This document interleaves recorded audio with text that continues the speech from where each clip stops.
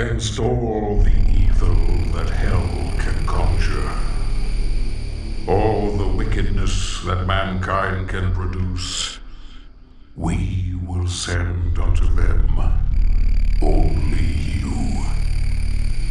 Rip and tear until it is done.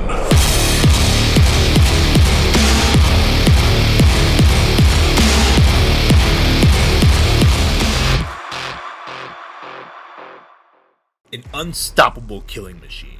The Doom Guy has battled demons across realms for eons. His terrifying legend grows amongst demonkind while they continually throw themselves into the meat grinder. Helpless but determined, the endless spawn of hell fights a losing war against a one-man army. His sole purpose is soaked in hell's blood, ripping and tearing at every waking moment. He has ruthlessly slain an unfathomable amount of demons, and we're about to find out exactly how many.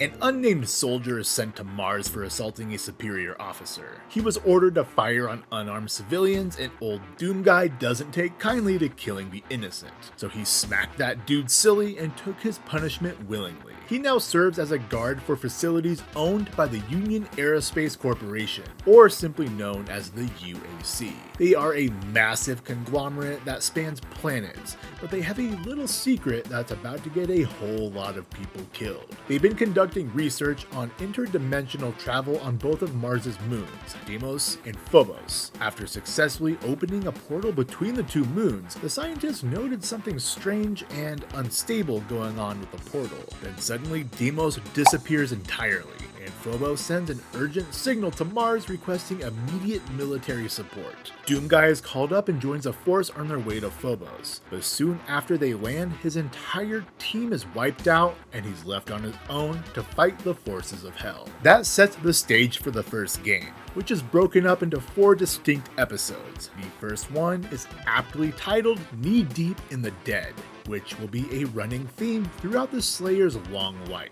The amount of enemies will change depending on the difficulty you're on. The 2 easiest difficulties share the same enemy count, with Hurt Me Plenty serving as the middle difficulty and being the only one with its own unique enemy count, whereas the hardest 2 see a significant bump. While killing every enemy in each level is by no means a requirement, we know the Doom Guy is determined to avenge his comrades and anyone the demons of hell have slaughtered, so we can reasonably assume he will hunt every single one of them down as his primary objective. With that being said, the first episode ends with Doom Guy battling 2 Barons of Hell in order to gain access to the gateway linking Mars's moons. Before he proceeds, he clocks a minimum of 239 kills and a maximum of 926, which really hammers home the massive difference between difficulty levels in this game. He steps through the portal, and his nostrils are immediately assaulted by the stench of rotting flesh.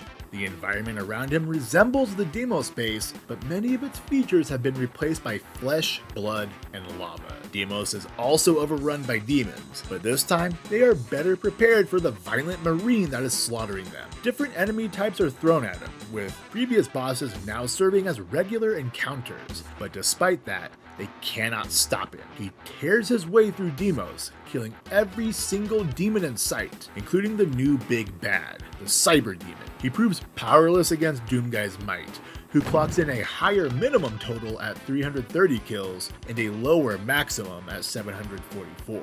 But good news doesn't await him after victory. Upon the Cyber Demon's defeat, he realizes that Deimos now resides in hell itself. He rappels down from the moon into the fiery depths with a single plan: make them pay.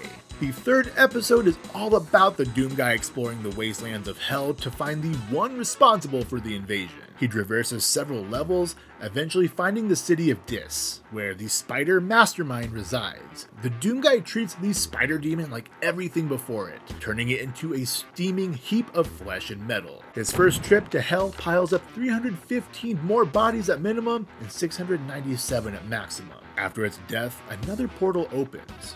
On the other side, the Marine sees familiar green fields. He steps through onto Earth again for the first time in years, and the first thing he sees is his pet rabbit Daisy recently killed and the distant city on fire. The entirety of the final episode is an incredible amount of effort on Doomguy's part to prevent hell on Earth, but it's all for naught. Despite eliminating the Spider Mastermind's invasion force in Hell, several portals opened up all over the planet. So while he continues his onslaught against the demons that killed his little Bun, the rest of Earth is overrun. Regardless, Doomguy liberates the city with a bare minimum of 474 kills and a maximum of 878. As he ventures forth into the sequel, we finish the game with a minimum of 1,358 kills on I'm Too Young to Die and Hey Not Too Rough difficulties. Hurt Me Plenty ends with over 1,000 more kills at 2,362. Ultraviolence and Nightmare clock in a final total of 3,245 demons slain. Doom 2 does away with episodes, and instead is one continuous sequence linked by individual levels with intermission screens helping push the plot forward. They added several new enemy types that are mainstays throughout the franchise, which truthfully is just giving our protagonists even more reason to keep on fighting. The sequel pretty much picks up right where the first game leaves off. The remaining human population on Earth is at great risk of being exterminated unless Doomguy can remove the demonic vermin from a starport. This quest results in a massive trail of bodies left in his wake, with 469 on easy and a whopping 1,248 on hard. He succeeds in saving humanity from extinction by clearing the starport and getting the survivors off of Earth. They send a message down to Doomguy as they depart, however. His hometown contains the source of Hell's invasion, so he gets up and sets his sights on home. He does much more of the same here, but the most interesting part of this section of the game is the two secret levels connecting Doom with Wolfenstein. id Software has confirmed the series are connected, making these two levels canon and adding the only non-demon enemy type to the game. Doomguy treats the SS exactly like he does the demons, and nets a minimum of 472 kills with a maximum of 1,195. He arrives home to find yet another portal to Hell, and the only way to close it is to get back in there and get the job done. He battles through hordes and hordes of enemies, eventually reaching a new towering demon. The Icon of Sin will constantly spawn enemy after enemy, so the trick is to target it ASAP before the room gets too crowded. This massive thing falls to the Doomguy like everything else before it, and the portal closes. He begins his long trek back to Earth with yet another massive increase in kills, 329, 758, or 1,060 to wrap up that game. Our final total is 1,270 on the easy difficulties, 2,480 on medium, and the harder difficulties see the end result of 3,503 kills. Several years later, a signal from the abandoned UAC facilities on Mars draws the Doomguy to the planet. He worked hard to save Earth and is not about to let Hell invade again. Upon his arrival, he finds demons he already slaughtered have been resurrected by the Mother of Demons. Doom 64 only has 4 difficulty options, but like the previous 2 games, there are 3 tiers of enemy counts, with the first 2 difficulties being the same, while I Own Doom is 1 step above and Watch Me Die has the most enemies.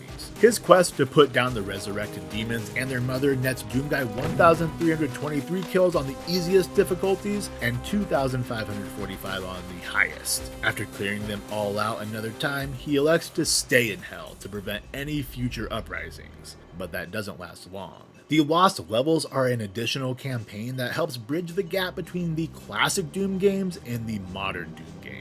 He's suddenly yanked out of Hell and back onto Earth, where the mother's sister seeks revenge. She should have minded her own business though, because this just reignites the blood fury in our hero, who fights his way right back into Hell and delivers an ass beating that lands him an additional 519, 775, or 920 kills.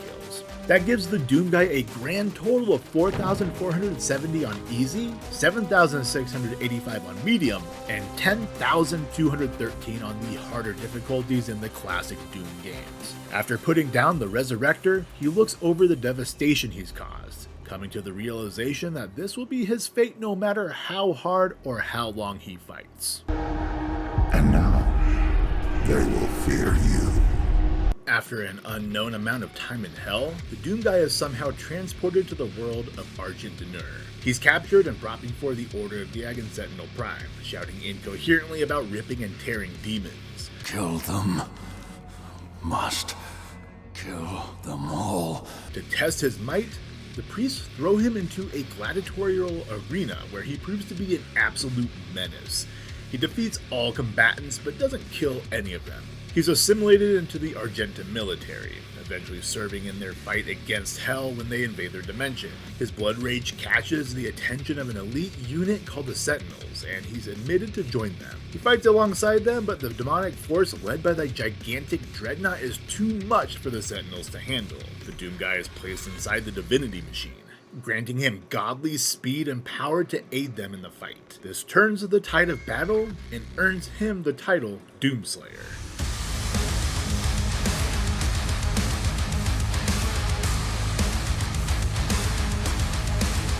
He continues fighting alongside the Sentinels, and we eventually pick up with him being used as a super weapon against the invading demons. The Makers have him tethered and unleash him when they deem it necessary. Hell's influence has reached Argent D'Nur, and cultists have opened portals, beginning a war that will bring an untold amount of violence. He utilizes brand new weapons, manning mechs called Atlans and flying his own dragon in his non-stop battle against Hell's forces. He's able to break free from the Maker's control after witnessing the Creed Maker's cowardice that would destroy a large population of Sentinel soldiers. The leader of the demonic invasion, Prince Azric, is teamed up with magical entities from the cosmic realm in search of a powerful artifact called the Heart of Argent, which turns out to be the Sentinel commander Thera. They successfully capture her, leading to the Slayer freeing the Old One, an iconic cosmic god that introduces him to a brand new realm. While he searches for Thera inside the cosmic realm, he's swallowed up by the Old One,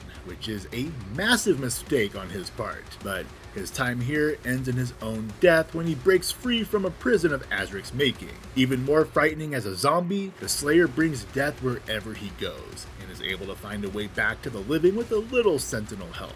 Azric by this point is using his newfound power to try and bring an end to the Sentinels, but the Slayer's unexpected return puts the kibosh on that and abruptly ends his invasion. Demons are taking heavy casualties. He kills the Slayer's dragon though, enraging the Silent One and ensuring Azric's doom. He flees back to Hell, delaying the inevitable for a short while until the Slayer pursues him there, and brutally ends his kingly aspirations in the fiery plains of Hell. While the Sentinels rebuild and keep the Makers at arm's length, the Slayer stays put to continue his favorite hobby. I really hoped id Software included a kill counter like they've done in every game outside of Doom Eternal, but there isn't one, so I painstakingly counted every single kill in this game. The new Dooms take a different approach to enemy counts, so no matter what difficulty you're on, you'll experience the same enemy count, but they're just more aggressive and do more damage on higher difficulties. They can all generate an infinite amount of enemies though, so I was careful not to count constantly respawning enemies during my playthrough of these games. Through the Dark Ages, we watched the Slayer succeed in his highest kill count across all games, ending with a massive total of 7,309 kills. This is in large part due to the ridiculous nature of his shield and mace, which makes enemies explode within a certain radius.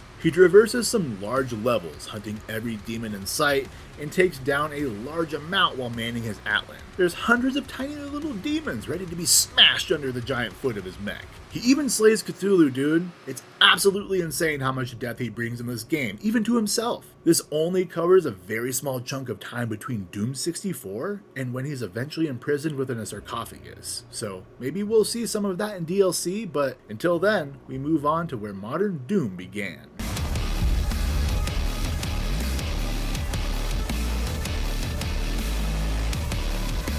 id Software's 2016 reboot of the franchise established an official lore on the Doom Guy, who the demons have dubbed the Slayer. He wakes up on Mars, but this one is different than the one we saw previously. But there is only one Doom Slayer. He is risen from a deep sleep by Dr. Samuel Hayden. the director of UAC facilities on Mars. Humanity has discovered Argent energy, a nearly infinite energy source that can only be mined from Hell. But it's not without consequence, because Hell's influence ultimately leads to the corruption of UAC's Olivia Pierce, who is determined to open a portal and let the demons in. The Slayer puts on his Praetor suit and arms up to stop the invasion once again. He's guided by Hayden and an AI called Vega through UAC facilities, dismantling demons one by one in his pursuit of Olivia, who intends to open a permanent portal using the massive energy tower. While Hayden instructs him to carefully deactivate it, the Slayer doesn't give a flying fuck about the benefits of Argent energy and elects to destroy it. It doesn't stop Olivia, however, who is able to open a portal that pulls the Slayer back into what is effectively his home at this point. As he always does, he fights his way through Hell and back to Mars, where he finds the facilities destroyed and overrun by Hellspawn. It's there he learns of the Crucible, an ancient artifact that is capable of controlling Argent energy. He seeks it out in order to destroy the portals between Hell and Mars, effectively bouncing between the two locations until he eventually catches up with Olivia. As foreseen by everyone except for her, she is betrayed by the demons and transformed into the Spider Mastermind, which gets brutalized by the Slayer. His victory is short-lived, however, as he gets pulled back to Mars by Hayden and trapped. He is determined to solve humanity's energy needs, and since the Slayer destroyed the Argent Tower, he needs the Crucible as a substitute. Unable to kill him, Hayden instead sends him into the void. Before getting bounced off of Mars, the Slayer puts down an additional 1,936 demons. That's easily the lowest total across any Doom games outside of the final numbers on easy modes in the classic games. But the Slayer will wake up from his hangover in the next one.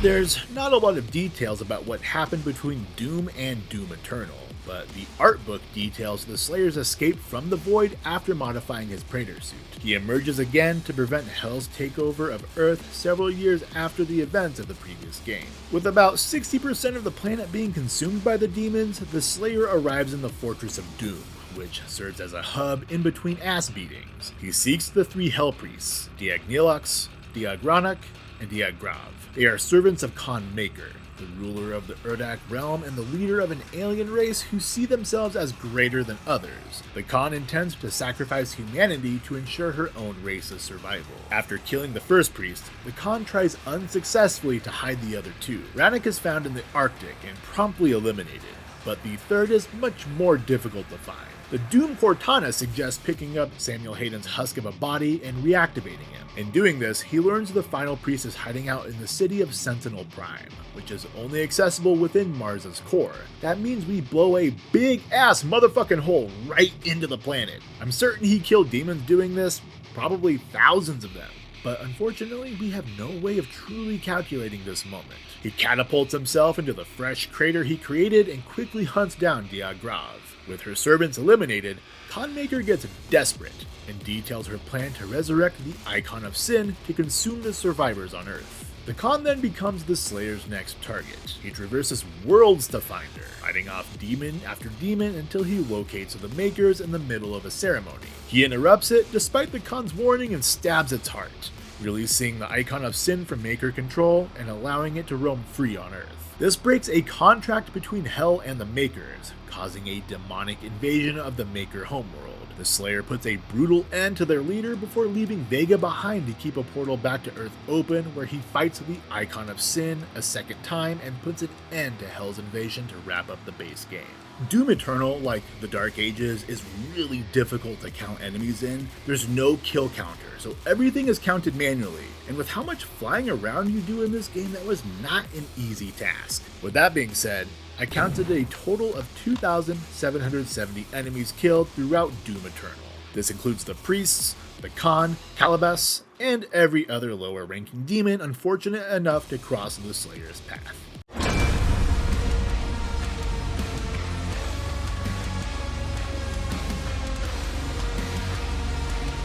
Doom Eternal's Ancient Gods DLC is split up into two parts. They cram a hell of a lot of enemies into them after the Slayer's actions gave the demons a golden opportunity to invade other dimensions and reinitiate their conquest of Earth. The Slayer travels to the UAC facility in Atlantica to seek out Samur Maker to help with sealing Urdak, which is now ruled by the demons. It's there he learns that Samuel Hayden and Samur are the same. Weakened from the fusion dance, he tasks the Slayer with traveling to the blood swamps in Hell to fetch a sphere that will enable them to not only save Urdak from Hell's corruption, but also heal Samur to 100%. But the Slayer isn't just a mindless brute, and he realizes Samur's intention is to force humanity into servitude. The Slayer destroys the life sphere right in front of his face, and grabs the Dark Lord's life sphere, intent on bringing out his physical form to finish him off and prevent Hell's constant harassment of other dimensions. But before he earns the right to do that, Samur rises again to fight, and after getting defeated, is fortunate enough to avoid the Slayer's blade. He moves on to finally confront Hell's ruler, only to find a mirror image of himself.